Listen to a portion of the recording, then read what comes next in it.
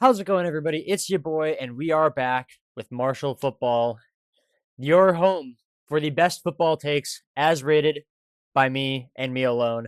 Once again, with me is my dad. Say hi, Dad. Hi, Dad. Got to do the dad joke. Yeah, of course. Um, now,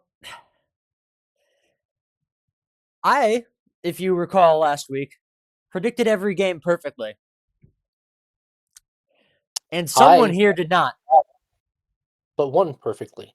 And I am delighted to say that I was wrong about the Bears Packers game. I was, uh, for much of that game, I was unhappily uh, thinking that I was going to be correct, but I am delighted that the Bears found a way to win that game and not lose to the Packers in the first round. Yes. Absolutely, yes. Uh, so we should, I think, probably talk about this in the order they happened, hmm as we did last time. So that takes us to, first of all, Rams Panthers. And what an unexpected game from the Panthers. Yes. I think we both thought it would not be as close as it was. Yeah. The Panthers put up a valiant fight, but the Rams did just like the Bears and found a way to win in the end. It Yeah. took a late drive to win that game for them. Yes. The Panthers, I see good things in their future, but Matthew Stafford shows why he's probably the number one MVP candidate right now.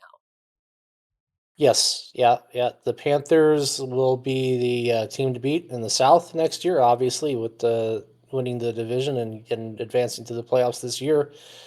And the other teams, not exactly, at least now, not Yeah. right now anyway, looking like they're going to be strong contenders unless they find a way to uh, greatly improve their talent and, in some cases, get competent head coaching before the next season. Now, I think I do personally think, just as kind of an aside here, that the Saints are going to be better next year than they were this year. Tyler Shuck looks like he could be their guy if they give him another chance, and I have no doubt that they will. They don't really have a reason to draft another QB when they have other problems there. Um, and the Buccaneers, quite frankly, are not as young as the Panthers. So Yes. So yeah, Shuck probably gets at least the shot at the beginning camp. I also think that they have other needs besides quarterback, and don't know if there would be a viable option when they pick. And I know they pick early, but there's only a few that really are probably going to go in the top couple slots. So. Um, Especially with the Oregon quarterback going back to yeah, school next year. So, but we can get to that yeah, in a future episode. For right yep. now, I think it's safe to say that the division runs through Raleigh. For now, yeah. And that takes us to Bears Packers. And that was not a good first half. It was not a good first half at all. I went back and watched the second half later. The defense did play much better. Montez Sweat actually got some good pressure on Jordan Love, even though we didn't really sack him much. I don't know that we got any sacks on him at all. I'm not sure. But they harassed him a bit, which was exactly what they needed. Uh, I felt that the Packers went away from the run a little bit much in the second half, given that they had the lead. I know that you can't just be one dimensional, but I think that they probably regret not leaning on the run game a little bit more to try Yes. to take some more time off the clock. Yes. Somebody I've seen on YouTube did comment that Matt LaFleur starts to play conservative when he's up big in the late in the game. Um, It's and not un but though. when you're going up against a team like the Bears, who has a propensity to make these big comebacks, that is not something you can afford to do. And you definitely can't be running three RPOs and then a deep ball every play. True. The RPOs, I think maybe some of those should have been more just straight runs with Josh Jacobs just trying to plow straight up the middle, right? Yeah, That's kind of his bread and butter. Uh, we'll see what ends up happening with them as the head coach. They were in theory in close to getting a deal done to extend him earlier in yeah, the week, but here we are almost Friday and that still isn't done. So are they looking? Are they not? yeah. I don't know. And that takes us, I believe, to Bills Jaguars. Bills Jaguars. That was another interesting game. Jaguars definitely showed well for themselves, I believe. Yes. And the Bills just pulled it out in the end. I Yeah. think that maybe the uh, experience factor for the Bills helped them out a little bit here. That and their really good pass defense. The Jaguars kind of leaned away from the run game towards the end, and that cost them with that late game interception that ended their drive and ended the game.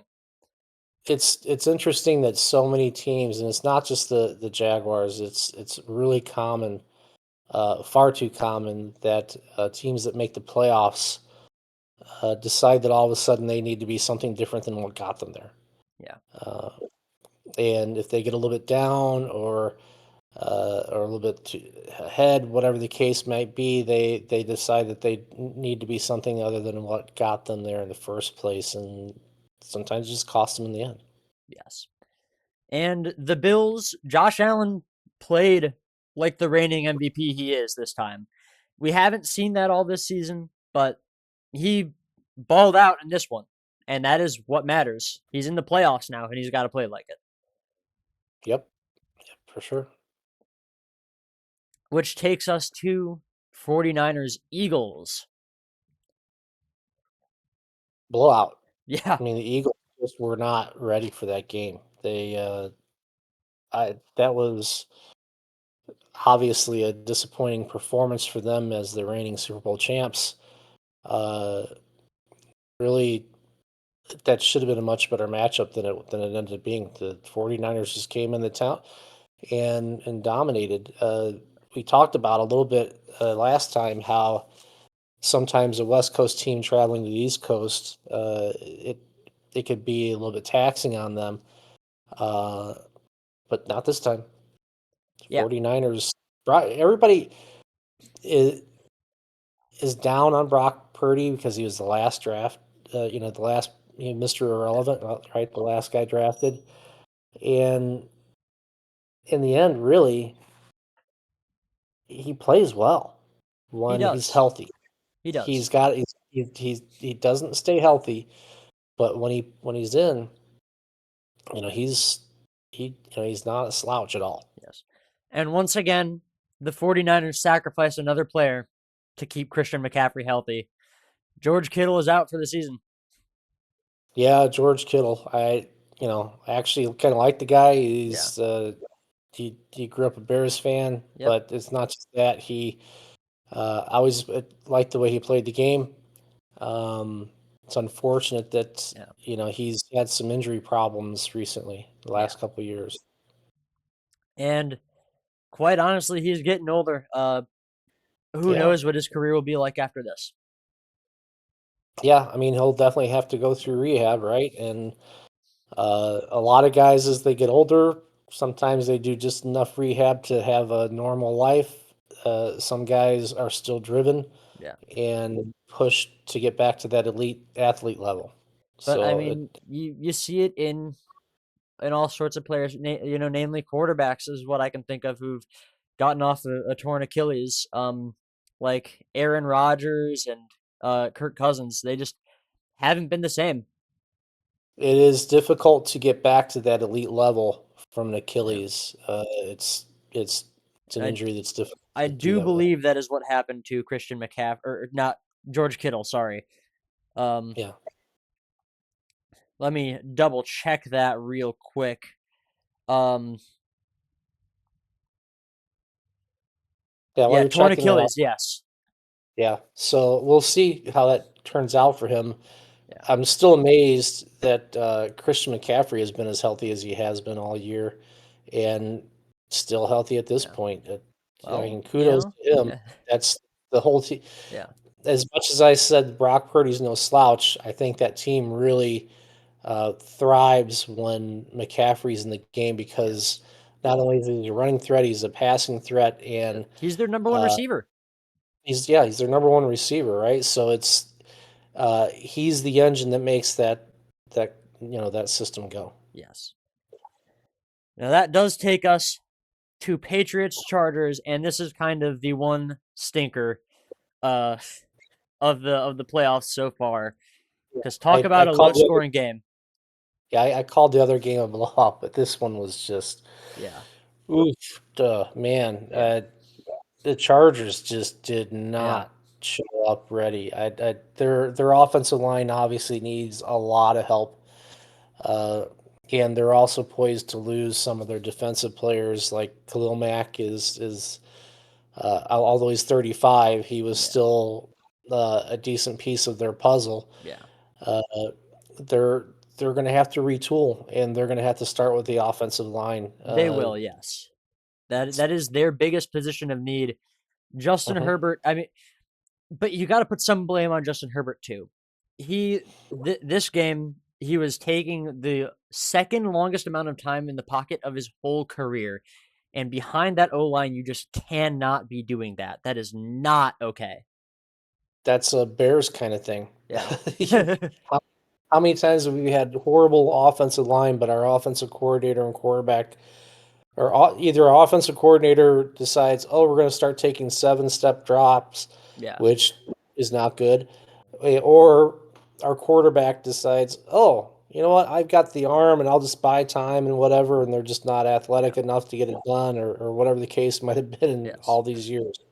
Now, Caleb does have a little bit of a problem with staying in the pocket too long, waiting too long to throw. But I mean, quite honestly, he's at least got the athleticism and the sack breaking talent to get out of it. Justin Herbert just did not have that in this game, not against that Yeah. Patriots defense.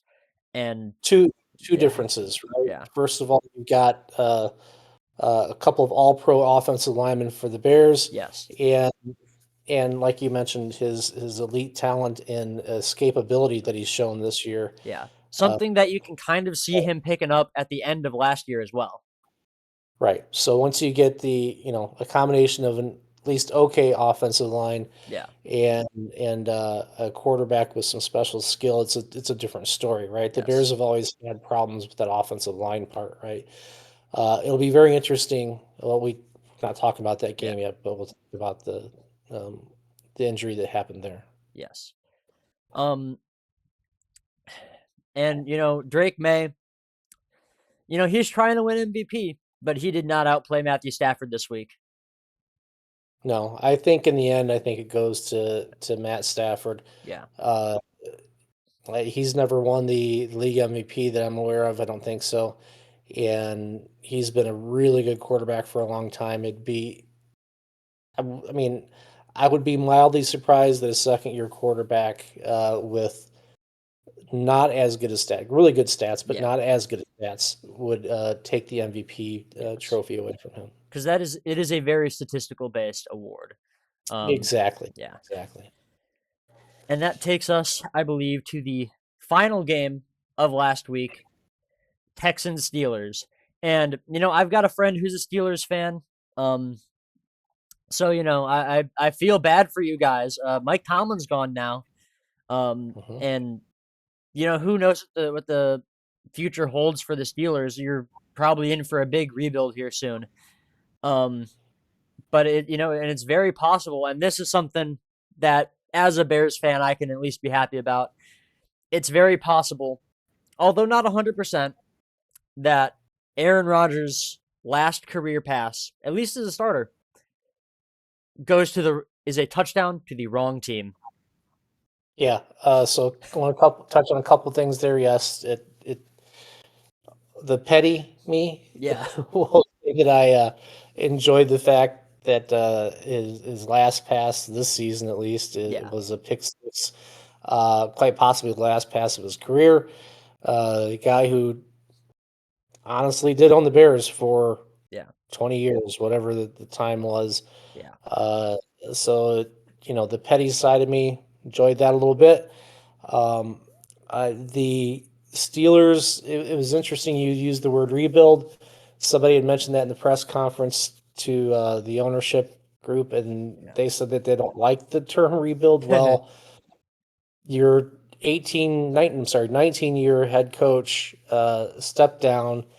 The reason that Aaron Rodgers went there was because of Mike Tomlin. yes, So it is. We'll talk about coaching in a different episode, but just real quickly, that the MO of the Steelers is typically to go for a young coordinator, typically a defensive coordinator, but with the offensive-driven league that we have now, I don't know that it necessarily would be a defensive coordinator to become the head coach, but yeah, uh, is Aaron Rodgers really going to sign back yes, up for even a retooling with somebody who yeah, isn't a proven head coach? yeah.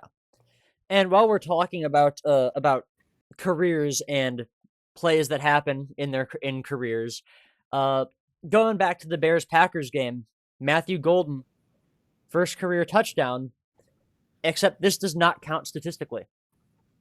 It does for the playoffs. It's a different Yes. set of However, statistics. yeah, but for regular season, which is what everybody cares about, Matthew Right Golden when you're still talking yet to have one. right when you're talking about career statistics, everybody talks about Yes. the statistics that are regular season because not everybody ever makes the postseason, right? So Yes. that's why they're different set of Yeah. statistics.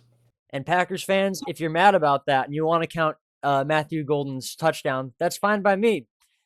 But that means you got to count the Bears as having a 4,000-yard passer. So I don't make the rules. That's just how it plays out. That's just how it shakes out. So Yeah. we don't get the fun either. Yeah. So let's go into this next week, shall we? And we do have the schedules in. They came in shortly after the Steelers game. And this takes us to Bills Broncos, Saturday at 3:30, at least in Yep. Central Time. Yes. Interesting fact here that I'll just put out here for the start of this.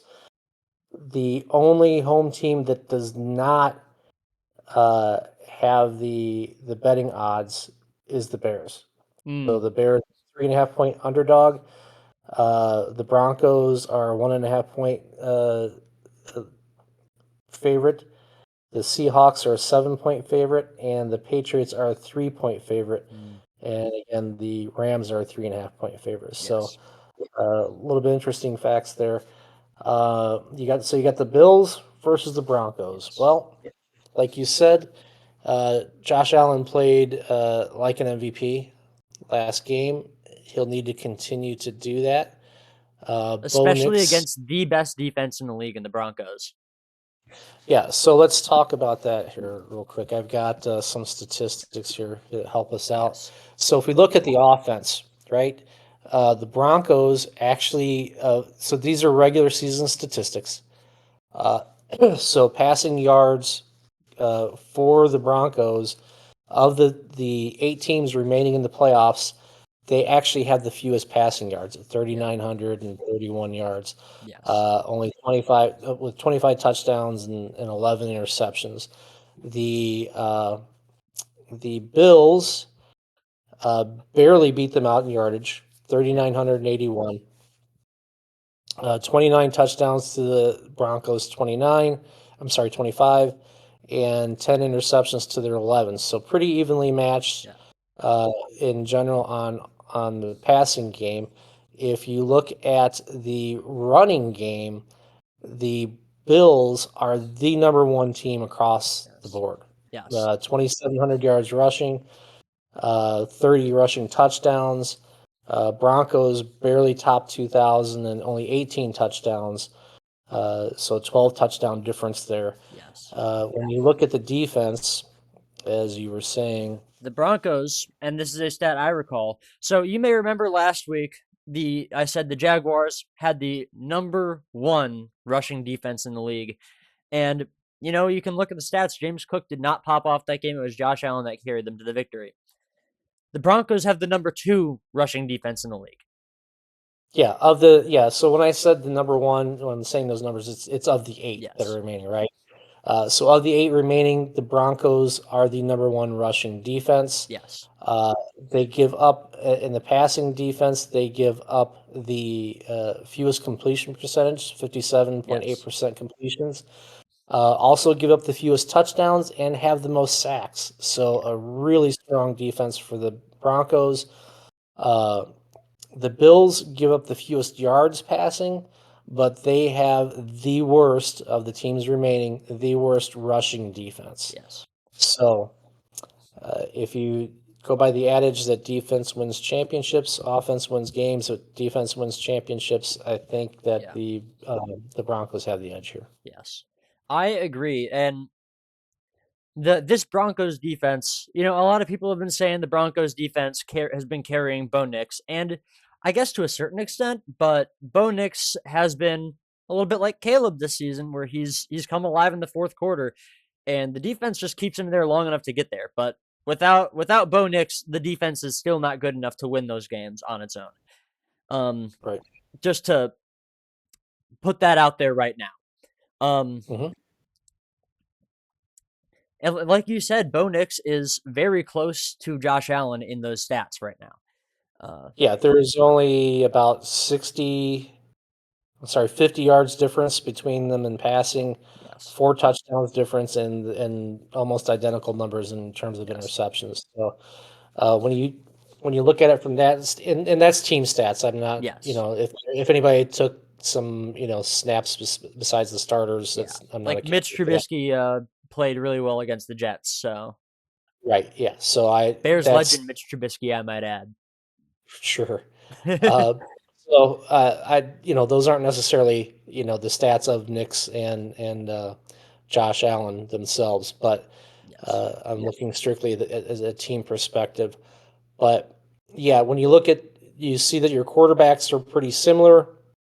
You see that the Bills do have the number one rush offense, but the Broncos have the number one rush defense, right? yeah, It comes down to that matchup, really. But if it comes down to a team getting behind and having to come back, I think that the Bills would have a harder time. So that's why I went with the Broncos. yeah. I do think this is a very close matchup. Oh, yeah. And It's quite a, yeah, it's a 1.5 point. Yeah, yeah, it's 1.5 point yeah. Um, spread. the Broncos do obviously have the better defense. They have the best defense in the league, and not just in the top 8, the whole 32. Um, as per the regular season. And Hmm. but like we talked about last week, the Bills have the number 1 pass defense, and the Jaguars had the number 1 rush defense. But when it came down to it, you know, Ju- uh, not Justin Herbert. Why am I thinking Justin Herbert? Um, what's his name? Trevor Lawrence. That's it. Yeah, Trevor Lawrence and the Jaguars did not have the number 1 pass offense to yeah. Like, to even try to compete against that defense, but the Bills had a good enough run game to keep the pass game alive.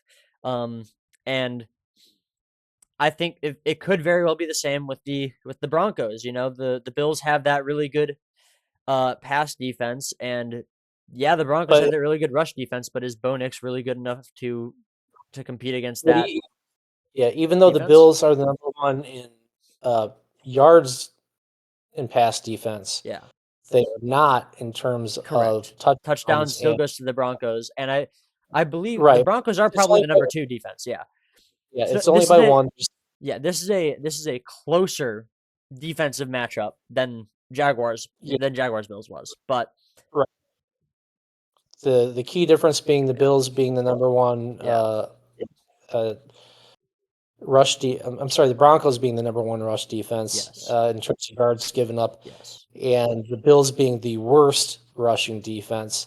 And the other key stat here is sacks. The Broncos have 68, whereas the Bills only have 36. Yeah. So the Broncos have shown that they can really put pressure on a quarterback. Yes. When people think about the Broncos defense, they really think about Patrick Surtain the second, right? PS2 as they call him. Yep. And he's really good, potentially the best cornerback in the league. I think there's a very strong argument for that. Um, but their pass rush is really good too. Nick Bonito is better than people give him credit for.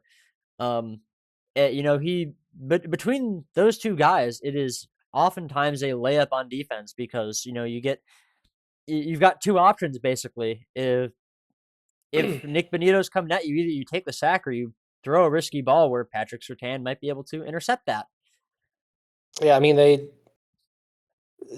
have they have the second fewest interceptions with 10. The Yeah, fewest is the 49ers, but the average is somewhere in the, I'll say, you got a couple at 10, 113. yeah, Then you start jumping up to closer to where the Bears are. But their bread and butter is yeah, sacking the quarter.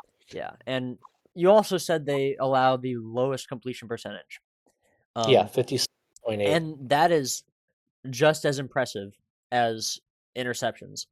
Oh, Perhaps yeah. more impressive because you can get interceptions all day, but if you're not stopping the ball on the plays that you're not getting an interception, that's bad. The Well, here's the Broncos are stopping the ball from getting to the receiver, and that's what yeah, really matters in this league. right. The Broncos have only given up 18 passing touchdowns, right? To put your point into perspective, the Bears lead the league, not just these eight in with interceptions of 23. But they've also given up the most touchdowns of these eight Yeah, with 32 and give up 7.6 yards per attempt. yes, So, it just getting the interceptions doesn't necessarily mean that you're a great pass defense. yes. Um, and this Broncos defense is good enough that I think Josh Allen will struggle. The only thing holding me back here is how good is Bo Nix really? Are you a believer, Dad? I already made my pick. I think the Broncos win this game, and I Yeah, think it's because the Broncos defense will be able to get more pressure on Josh Allen yeah. than the Bills defense will be able to put on to Bo Nix. I agree that Bills defense is getting a little old, and their pass rush is frankly not what the Broncos have. Um, So when you so combine that with the fact yeah, that the Bills have of these 8 the yeah, worst rush defense, yeah. The fact that they've they given up have yeah, the 4 fact that they have 24. such a good the fact that they have such a good pass defense without putting pressure on the quarterback to make him throw bad balls is impressive, but at the end of the day, that's only in yards. The Broncos do have everything else there. Um, I think I agree. I think given that, I do give it to the Broncos, but I think this is really, really close. Well, there's a reason why the Vegas line is a point and a half. Yeah. Yeah. So let's take that, and then that brings us to 49ers Seahawks. Yep. Saturday at So, 7. I already made a few comments about the 49ers, Brock Purdy playing really well. Let's see, 49ers, really they're 4,300 yards passing, 33 Yeah. touchdown passes, as a team, right? We know that Brock missed some time. They also, of these eight, have thrown the most interceptions, which Yes. actually surprised me a little bit. But when I thought about it, that it wasn't always Brock Purdy playing, right? Yeah. That makes more sense. The Seahawks have thrown the second most interceptions with 15. Yes. Uh, But so if there's one thing I know about this matchup, it is that the Seahawks have the better defense. yeah, so let's go look at the. So let's continue walking through the offense here real quick, right? So uh, the Seahawks, like I said, they as a team passed for about 4,000 yards. The 49ers 4,300 yards. The Seahawks have only thrown for 25 touchdowns as a team with 15 picks. The 49ers have thrown for 33. So that's what, eight more touchdowns and only one more interception. So a little bit of an edge to the 49ers there. Rushing, 49ers, amazingly, given that they have Christian McCaffrey, they have the worst rushing offense as a team. They've only rushed for 1,817 yards and only 3.8 yards per carry. Uh, 15 touchdowns isn't too bad. Whereas the Seahawks have rushed for over 2,000 yards at 4.1 per carry with 19 touchdowns, so another four touchdowns. So a little bit better edge to the Seahawks there. So overall, offense is fairly even. One's a little better passing, one's a little better running. Um, so let's switch over to your defense. Yeah. And now some people have been comparing to this Seattle's if I can speak English today, geez, this Seattle Seahawks defense to the Legion of Boom. I don't know that I would go that far. Yeah. It's a good defense. Yeah. I will say that It's not the best defense in the league like the Legion of Boom was at this time. right. If you look at the Seahawks, of these eight teams that are left, they lead two defensive categories. It's the per attempt. So passing yards per attempt, they only give up 6 yards, and rushing yards per attempt, they only give up 3.7. Hmm. They have they have good numbers, really close to league leading numbers in terms Yeah. of rushing touchdowns given up. The league leader is the Rams, only giving up 8. They've given up 9. In terms of touchdowns that they've given up 20. The top is 18 with the Broncos. So they are near the league leaders. So it is a very stout defense. 49ers, on the other hand, passing defense is atrocious. They've given up more than 4,000 yards passing. They've given up the second most touchdowns to the Bears. They have given up 29. The Bears have given up 32. Yeah. They only have 6 interceptions, whereas the Seahawks have 18. And they have only sacked the quarterback 20 times, whereas the Seahawks have done it 47 times. Yes. So their pass defense clearly edged to the Seahawks. If you're looking at rushing defense, it's about a 300-yard defense, 300-yard difference between the two teams. 1,500 yards for the Seahawks, 1,800 for the 49ers. Yeah. So the Seahawks get that edge. They have the edge. The rushing yards per attempt, right? 3.7 versus 4.3 for the 49ers. Uh, they've only the 49ers have actually did better in terms of forcing fumbles. They forced 6, where the Seahawks only forced 3. But when we talk about this game, we've already said that this is really more a couple of passing teams. So the Seahawks have the passing defense edge here. Yes. What's your pick? Well, I mean, I think the last game between the two says it all, really. The battle for the 1 seed went pretty decisively to the Seahawks. Um, Hmm. was a low scoring game, but frankly, it didn't need to be high scoring. The Seahawks got a touchdown and the 49ers did not. Yep. This And is going to that's be that's a hard deficit to overcome. It is, and I think that game is a predictor for this one. I don't. You would Yes. think that it would be a shootout. I don't know that it necessarily will. Yeah. I think that the defense of the Seahawks is better in general, and it's difficult to win in Seattle, uh, especially in the playoffs. They always have really good fan participation. They call him the 12th man. Yep. It's a very loud stadium to play in. I know that, being in the same conference that the 49ers play there at least once a year, right, in the regular Yep. season. So they have some familiarity with it, but I think in the end that the Seahawks are going to win this game. Yes. I think this is the simplest pick of what we have left right now. And Vegas would agree. Yeah. The Seahawks are a 7-point favorite. Yes. So I don't think we really need to spend too much more time on that one. No, Um, no.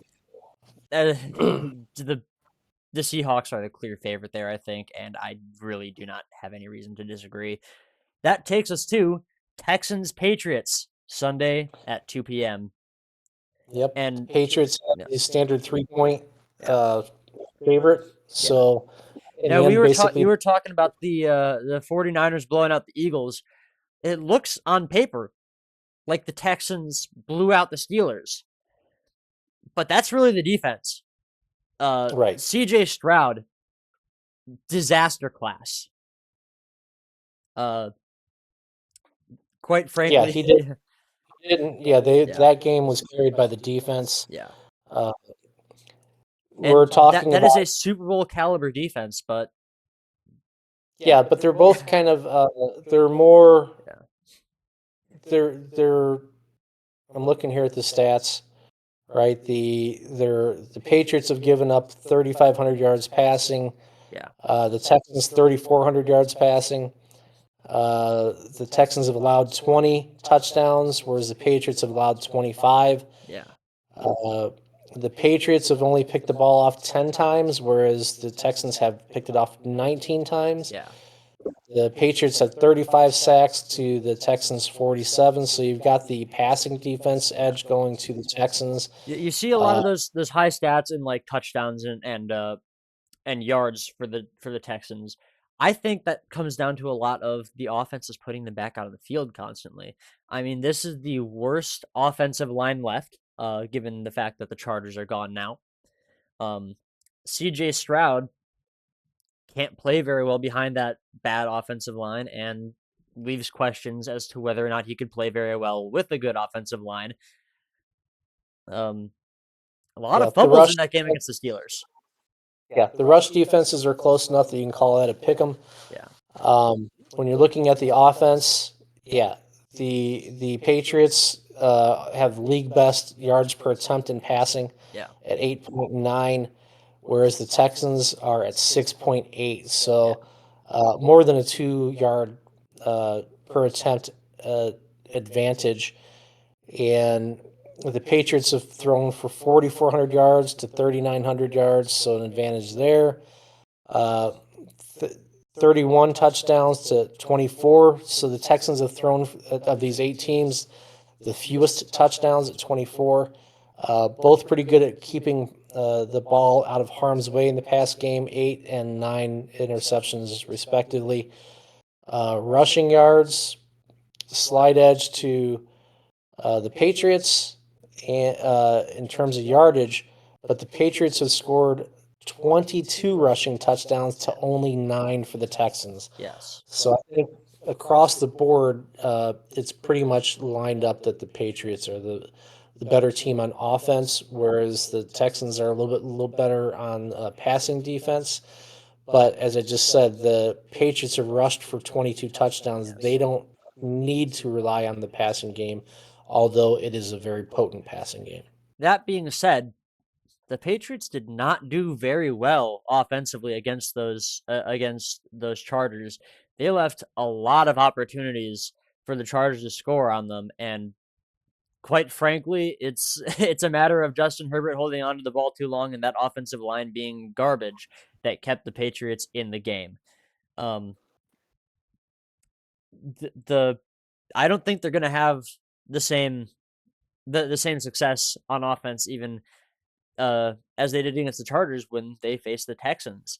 The Texans is, I think, by most metrics, the better defense than the Chargers. And if the Patriots are going to struggle against that, they better show out on Sunday. Yeah, I think in the end, that even though the Texans have a better defense, if the Patriots can get out to a lead, I don't think that the Texans can keep up. I don't think that the Texans can compete in a shootout type game. Yeah, Uh, I lean toward the Patriots for this one. I do too. But I think this is a huge potential upset. Um, If there's going to yeah, be a big upset in terms of, well,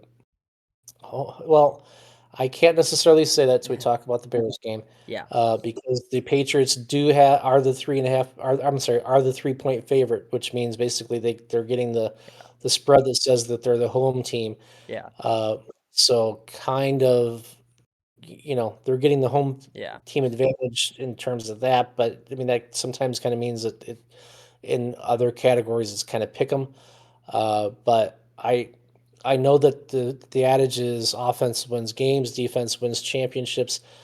I don't Given that the Texans have only thrown for 24 touchdowns, whereas the league leading Rams have thrown for 46, Yes. which is nearly double that.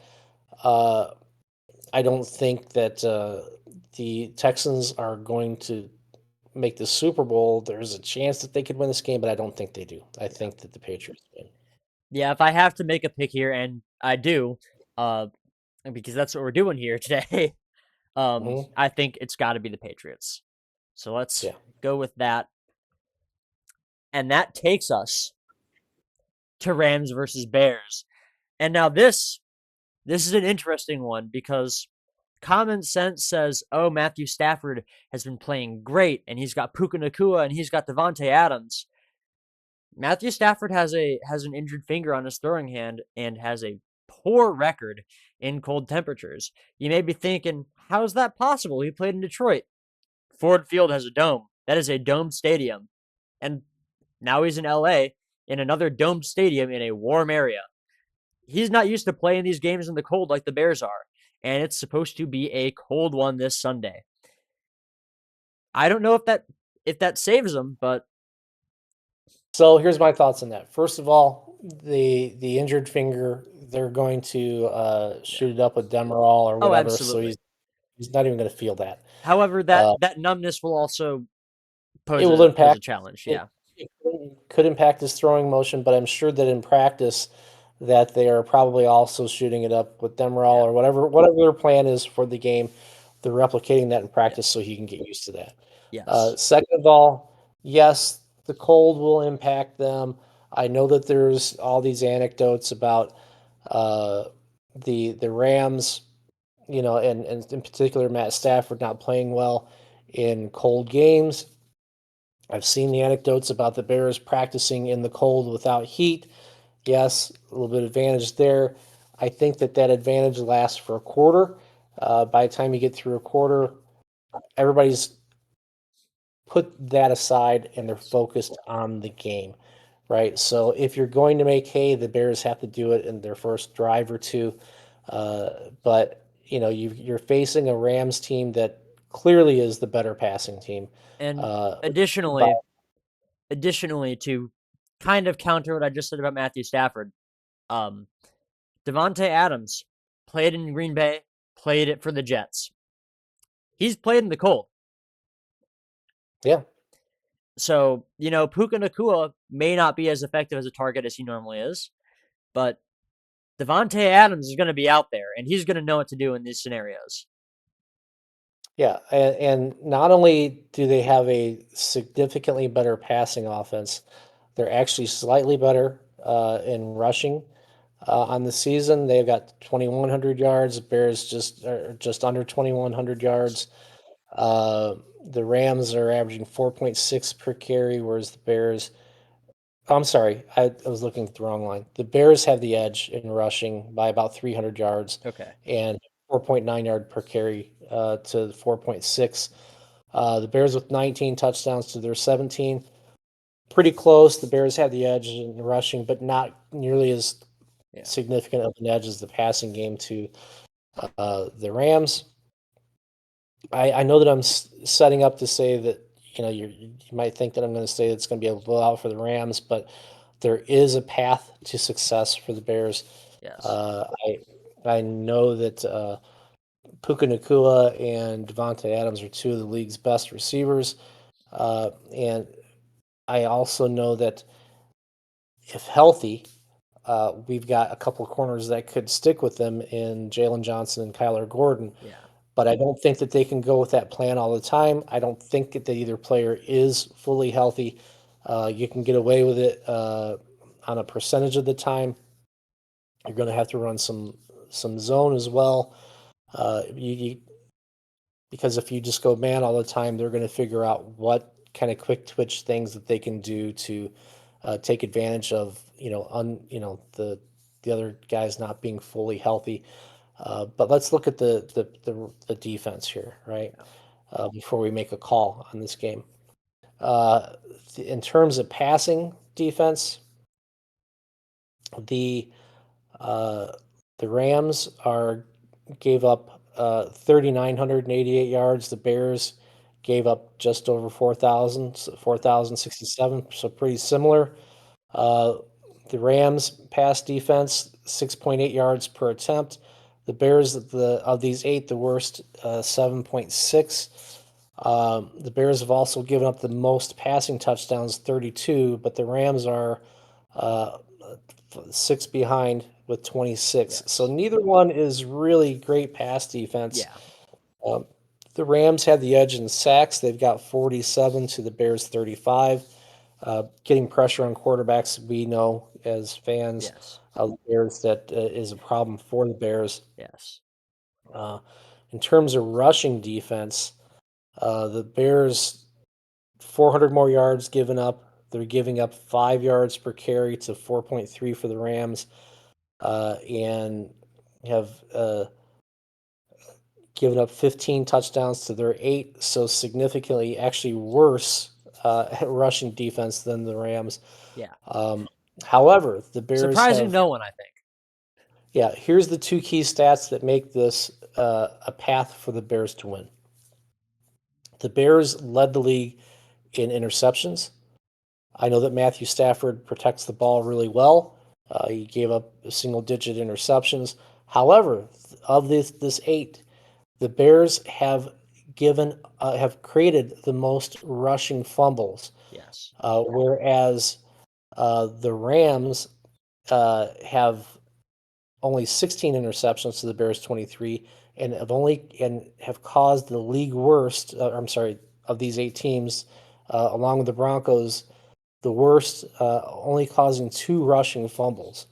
So, when it comes to turnovers, I think that that's the place where the Bears can make this competitive. Yes. And if They the have to Bears be, defense can play like they did in the second half against the Packers, that would yes, be exceptional. right. So that's the path for the Bears to win is winning the turnover battle, which Yes. by their statistics they can potentially do.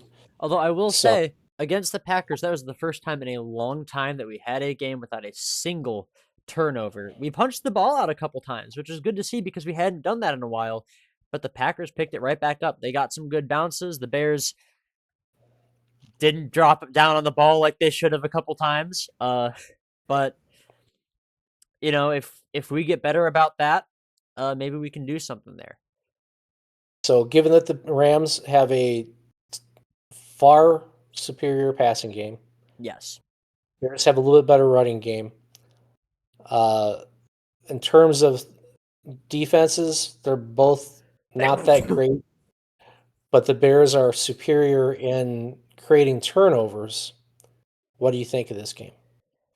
I think that the Bears, like you said, have a path to victory. And I would love to just click this Bears icon and turn this thing green and send them to the conference championship. I would love nothing more than to do that. But the Well, Rams have the better team. They I they're think slightly better on defense. They are much better on offense. And quite frankly, Matthew Stafford is Matthew Stafford is playing like the best quarterback in the league. Um, yeah, no disrespect to Josh Allen, no disrespect to Drake May or any other quarterback, but no disrespect Yeah, back in these yeah, playoffs. Matthew Stafford is playing like the league yes, MVP. and I yeah, Yeah, go ahead. and he's got the best wide receiver room in the league right now, and that's including Jamar Chase, T Higgins, Mhm. um, over on the Bengals. That's something you don't hear very often is them playing second fiddle to another wide receiver room because they are so good. But man, oh man, the Rams have constructed an amazing offense this season. And, I think Matthew Stafford is looking to have some late career success. Uh, there's some fantastic interviews about it, of Devontae Adams and Puka Nacua of them saying, never had a doubt, we've got our guy. Uh, he had Matthew Stafford said something along the lines of "Let's rip their hearts out" right before that game winning drive, and what do you know they did? That is he's he's the best quarterback in the league right now, and he's got the best wide receiver room. And the Bears, I would love for them to stand a chance on offense, but that will require their defense to step up and make plays, and we just have not seen that consistently. Um, I think they can. We saw it in the second half against the Packers, but that was the first time since maybe the Eagles game, and if not then ever really this season that the Bears have had a functional defense. Um, we've let games be close with really bad teams this season. Um, and I think Matthew Stafford and that wide receiver room will take advantage, unfortunately. Yeah, I like I said, the Bears have a path. Yeah, I think that in order for that path to come to fruition, they would have to win the turnover battle and possibly score on defense. I think to win this game for the Bears, it would take 38 points. I don't know that they can get there. yeah, I the problem is I think that the Rams can get to 42, yeah, and that's the end result, right? yeah. You I've can't often leave. We left Jordan Love and the Packers with a lot of time at the end of that game, and we're very lucky that they couldn't complete a touchdown pass at the end. as Matthew happy as I Stafford and that wide receiver room, they are not going to have that problem. yeah, as happy as I was that the Bears won that game, they left their kicker left 7 points on the field, and they Yes, still had a chance to win it on the last play of the game. yes, Um, so I think that I've heard many players over the years say, when asked, would you rather in a bad weather situation, would you rather be on offense or defense? yeah, And they all say I'd rather be on offense because I know what I'm doing. The defense has to try to react to what I'm doing. yes, So I think that the Bears will make a closer game of it than I don't think it'll be a blowout. But I do think that in the end that it becomes a passing game shootout, and I just don't know that there will be enough possessions for the Bears to win. This yeah, is really going to yeah, come. I think the Rams win, but this is the game sort of like to me like that 49ers game where last team with the ball is probably the one that's going to win, yeah, and it's going to be really important for a change. I know that a lot of people talk about winning the coin toss, deferring, and whatever. It's really going to be interesting to see uh, the end of the first half, beginning of the second half. If yes, somebody's is able to double up, and even if it's just two field goals or a yeah, field goal and touchdown or two touchdowns, whatever it might be, if the team is able to double up there, that team is going to win. yeah, Because you're just not going to have enough possessions to keep going. yeah. Now, I do want to say real quick that I think this game has the most potential for a bunch of different outcomes. Uh, Yeah, I think basically the only outcome that can't happen that cannot happen, to be clear, is a blowout in favor of the Bears.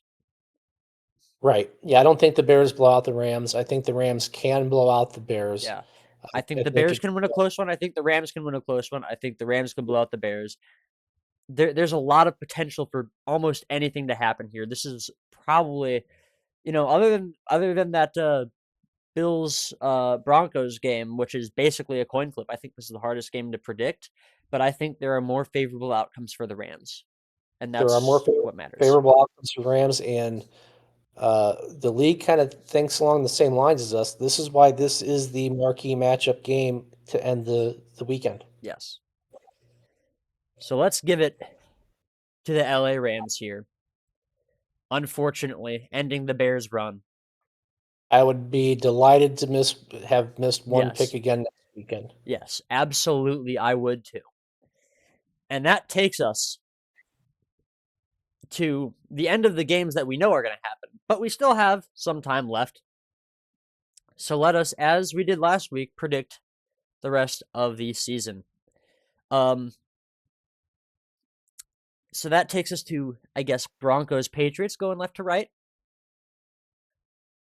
Okay, so that'd be the Patriots at the Broncos Yes. because the Broncos were the number one seed. Yep. So that is this is the battle of two second-year quarterbacks. Yeah, it's the battle of two second-year quarterbacks. I'm just looking at the defenses of both teams. And in Uh, terms of quarterbacks, I trust Drake May more than I trust Bo Nix, but I do too, but when I'm looking here at the defense, both rushing and passing defense, the Broncos have clear edge in yes. both. And I think I do kind of think that defensive difference is bigger than the offensive difference. But, Yeah, there's also the fact that Bo Nix has been kind of that the Bo Nix and the Broncos have been kind of having that Bears problem of, you know, getting the win in the fourth quarter, and really how sustainable is that? It we've had it taken them to the conference championship here, but can they take it to the Super Bowl? I think the Broncos go to the Super Bowl. I think I do still agree with you on that. I think uh I think it'll be an interesting matchup. I think quite possibly this is the marquee matchup if all this comes to pass. Um because I think, everybody's going to want to see Drake May versus Bo Nix. That's going to be the yeah, big deal. but I think he's facing his uh, toughest defense of the Yes. year Yes. in this game, and I mean it's a tough one for me, but I Yeah. because May is in that conversation for MVP, right? Yeah. But when you look at uh, I mean, I'm looking at the rest of the offensive stats. They're almost even in rushing. Yeah. The Patriots have the edge, Yeah. but when you look at the defense on for both rushing and passing, the Broncos have the advantage in both. Yeah. So Um, yeah, I think that is true, and I think as electric as it would be to see, say, a matchup between the Patriots and the Rams in the Super Bowl, the two major MVP candidates duking it out for one final game to win it all. I don't know that we get that. I really yeah, don't. well, my unrealistic dream would be to see a rematch of the Bears Patriots and the Bears stomping the Patriots again, but that's not Yes, going to happen either. right. Yeah. But yeah, I do agree. Let's give this one to the Broncos for now. I think that'll be an interest. I think this will be a very interesting game if it happens. But we'll just have to see if it happens or not. Mhm. And that takes us to the LA Rams versus the Seattle Seahawks. And I'm realizing this actually this is looking very familiar to how we had it last week too. Yep. Uh And again, the clear advantage in the passing game is to the Rams. yep.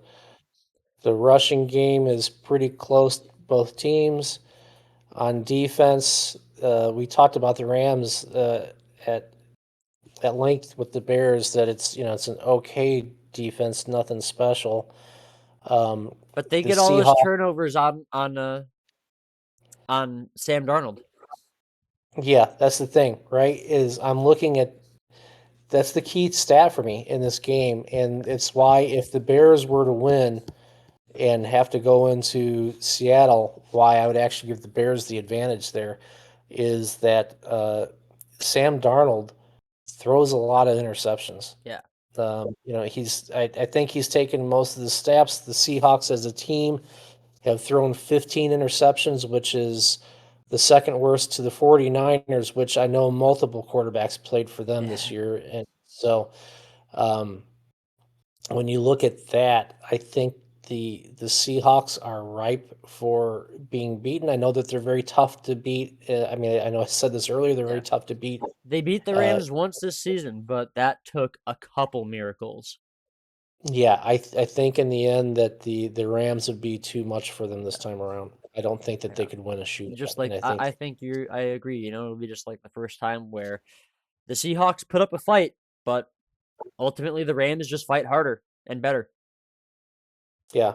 I know I gave the last game based on defense. I just don't. I think the passing game for the Rams and knowing their opponent well Yeah. is can overcome that Yeah. defensive advantage. Yes. And that takes us, as with last time, to a Broncos Rams Super Bowl.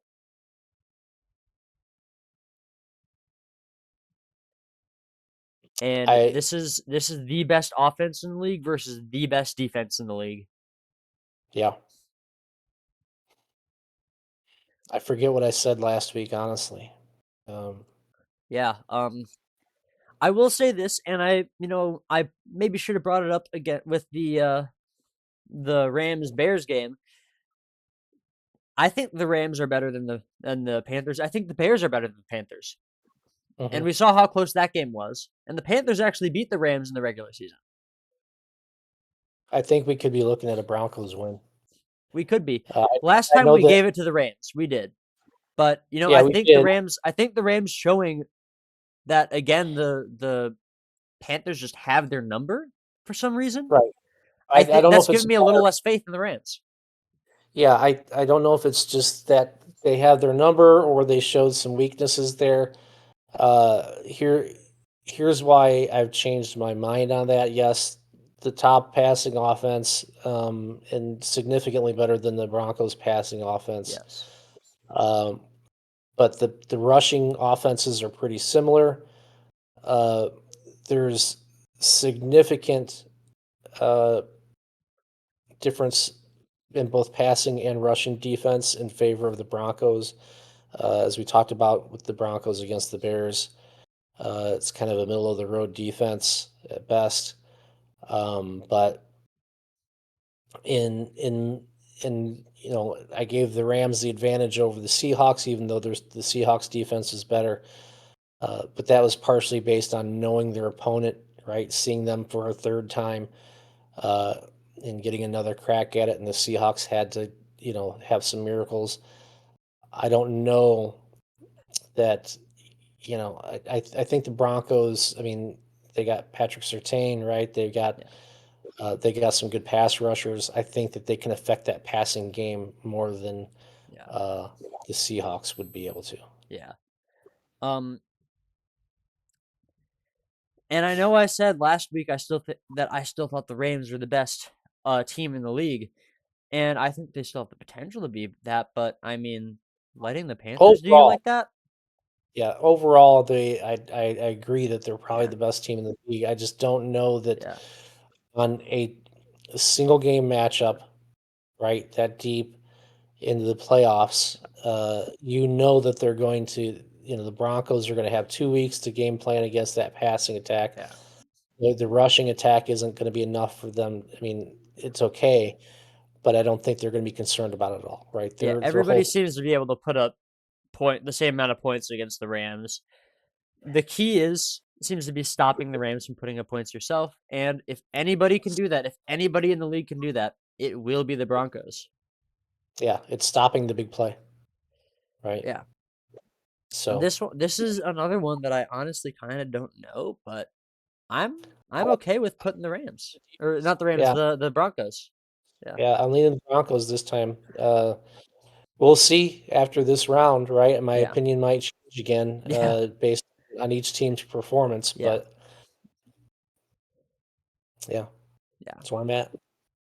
So there we have it. That takes us to a Broncos Super Bowl this time. A little bit of a different ending for you there. But that shows you how tough these teams that are remaining in the playoffs are. Yeah, it really does. And hey, I'm glad to count the Chicago Bears as one of those teams. That's right. Divisional round. Yeah, If you anybody outside that locker room would have thought anything even close to this, I don't yeah, believe them. yeah, right? Like I know you were sitting there being like, "Hey, 8 wins is would be great." And it was I wanted Yeah, more than 8 wins. I was yeah, like, if it's 8 wins and we knew that Caleb was the guy, yeah, and then, successful season. Well, I think it's pretty yeah, clear that Caleb is the guy, at least yeah, for the next few years, and, quite possibly longer. yeah. And And we certainly have more than 8 wins under our belt right now. but along with that, we have to look back at 2018 when Yeah, we thought very similarly about, Nagy and Trubisky. yeah, I think this is different. I think that, back then, they relied very heavily on gadget plays and yeah. the defense to pull them out. They had a much better defense then. And I mean, we Uh, still do rely on quite a few trick plays, but there are yeah, also but some just regular plays that work out really well. that's the key, right? Is yes, there are some trick plays, but back in 2018, all of the big uh, chunk plays, all of the game changers were on trick plays. Yeah, This year, I think at least an equal amount of regular. We're just gonna we're lining up and we're gonna beat you, yeah, right? Kind of plays, got some big chunk yardage from the Bears this yeah, year, and they're winning because of the quarterback, yeah, not in spite of the offense, yes. right? So And we've got 2 young wide receivers who should hopefully only improve. Colston Loveland has been looking great, arguably better than Tyler Warren ever since he started popping off in the middle of the season. I think there are bright and things ahead for this offense, and they are very young, so we can and keep you've them got around for a while. and you've got DJ Moore and Cole Yeah, Kmet aren't exactly yeah, slouches for at least a couple more years. yeah, So you've got a decent skill group. yeah. May not be the best in the league, but you got a decent skill group. Kyle Monangai has shown some promise. Uh, DeAndre Swift having If his they're best going career year. if I see them making an upgrade on the Yeah, offense with the skill position, it would be running back. yes, Uh, I agree. Because I know DeAndre for Swift is not. but it was over 1,000 yards. Yeah, DeAndre Swift is not the best running back in the league, not really close. But the fact that he's performed like one of the top ones under Ben Johnson, He stepped up his game this year, yeah, especially after that bye, and especially late in the season. He has found a new fire to run in between the tackles. He yes, used to always be an outside runner, better receiver than runner. yes, He's still a really good receiver, still really good on the outside, but he's shown, especially in these last few weeks when things really mean something, right, that yes, uh, he's a team player and willing to lay it out there. yes. I agree. We've got some very bright futures for a lot of teams in these playoffs, and I think that is the thought that we will leave it off on. You agree? I agree. All right. Well, in that case, I hope you all have enjoyed. And if you have, please like, comment, and subscribe. I will see you all in the next video. Have a good one. See you next time.